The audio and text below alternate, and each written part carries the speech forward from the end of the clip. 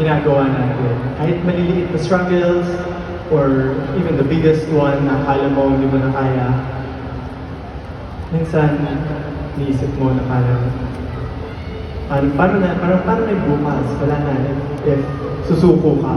Pero yung nagbibigay sa'yo ng hope is ng mga magulang natin, mga papa natin, mga tumatay yung parents, kahit yung mga kaibigan. Mapa ba to? Pero, ayun. Alam mo, Justin, gusto ko na i-share. Ay! Papa niya! Papa niya to. Kasi nandito po ang aking nanay. Lagi siya nandito.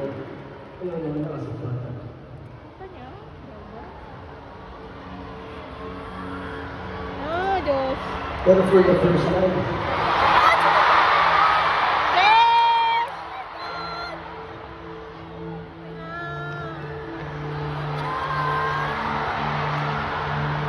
Sana. nakapanood na po ako na ang iyong mga pakilang. Sa totoo lang, hindi ko po alam paano i-perform ito sa akin.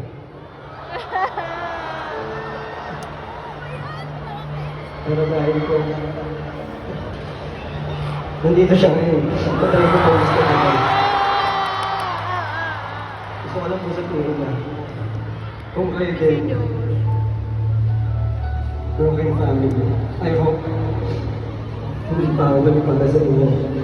Kahit pa paano, nabuo ng mga peace sa buhay.